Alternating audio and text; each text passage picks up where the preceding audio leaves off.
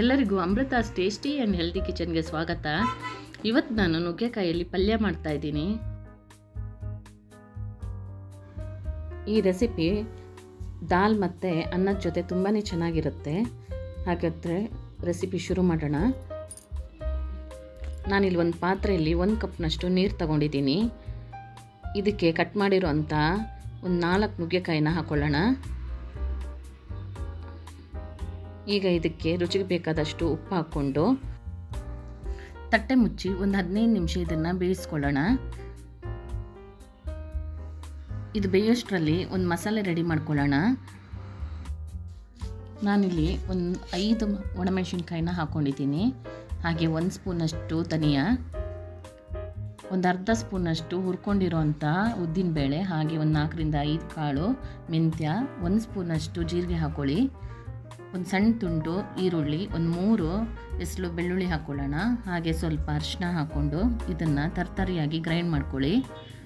ನೋಡಿ, ಇಷ್ಟು ತರ್ತರಿಯಾಗಿ ಮಾಡ್ಕೊಂಡ್ಮೇಲೆ ಇದಕ್ಕೆ ಒಂದು ಅರ್ಧ ಕಪ್ನಷ್ಟು ತೆಂಗಿನ ತುರಿನ ಹಾಕ್ಕೊಂಡು ಗ್ರೈಂಡ್ ಮಾಡ್ಕೊಳ್ಳಿ.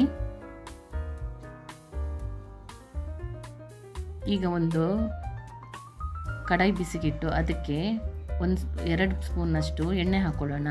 ಒಂದು ಅರ್ಧ ಸ್ಪೂನಷ್ಟು ಸಾಸಿವೆ ಹಾಕ್ಕೊಂಡು ಸಾಸಿವೆ ಸಿಡಿದ ಮೇಲೆ ಇದಕ್ಕೆ 1 ಸ್ಪೂನಷ್ಟು ಉದ್ದಿನಬೇಳೆ, ಹಾಗೆ ಒಂದು ಅರ್ಧ ಸ್ಪೂನಷ್ಟು ಜೀರಿಗೆ ಹಾಕ್ಕೊಂಡು ಸ್ವಲ್ಪ ಇದನ್ನು ಫ್ರೈ ಮಾಡ್ಕೊಳ್ಳಿ. ನಂತರ ನಾನಿಲ್ಲಿ ಜಜ್ಜಿಟ್ಟಿರುವಂಥ ಒಂದು 5 ರಿಂದ 6 ಎಸಳು ಬೆಳ್ಳುಳ್ಳಿ ಹಾಕ್ಕೊಂಡು ಇದನ್ನು ಚೆನ್ನಾಗಿ ಹುರ್ಕೋತಾ ಇದ್ದೀನಿ. ಹಾಗೆ ಸ್ವಲ್ಪ ಕರಿಬೇವು, ಒಂದು ಕಟ್ ಮಾಡಿರೋಂಥ ಈರುಳ್ಳಿ ಹಾಕ್ಕೊಳ್ಳಿ.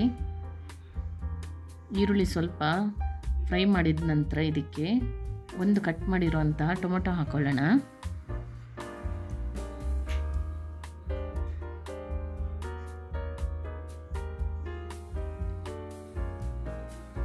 ಟೊಮೊಟೊ ಸ್ವಲ್ಪ ಮೆತ್ತಗಾಗೋದಕ್ಕೆ ನಾನಿಲ್ಲಿ ಒಂದು 1/4 ಸ್ಪೂನಷ್ಟು ಉಪ್ಪು ಹಾಕೋತಾ ಇದ್ದೀನಿ. ಈಗ ಇದಕ್ಕೆ ಬೇಯಿಸಿರೋಂಥ ನುಗ್ಗೆಕಾಯಿನ ಹಾಕ್ಕೊಳ್ಳೋಣ. ಹಾಕ್ಕೊಂಡು ಒಂದು ಸಲ ಮಿಕ್ಸ್ ಮಾಡ್ಕೊಳ್ಳಿ. ನಂತರ ಇದಕ್ಕೆ ರುಬ್ಬಿರೋ ಅಂಥ ಮಸಾಲೆನ ಹಾಕ್ಕೊಳ್ಳೋಣ.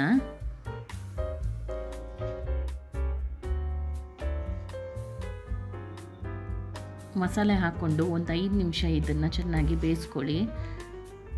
ತೆಂಗಿನಕಾಯಿದು ಹಸಿ ವಾಸನೆ ಹೋಗೋವರೆಗೂ ಚೆನ್ನಾಗಿ ಇದನ್ನು ಬೇಯಿಸ್ಕೋಬೇಕು.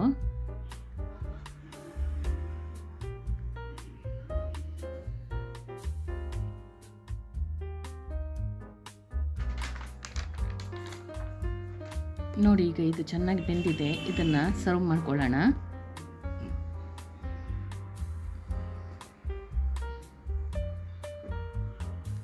ಇದು ಅನ್ನ ಮತ್ತು ರಸಂ ಜೊತೆ ತುಂಬಾ ಚೆನ್ನಾಗಿರುತ್ತೆ. ನೀವು ಒಂದು ಸಲ ಮಾಡಿ.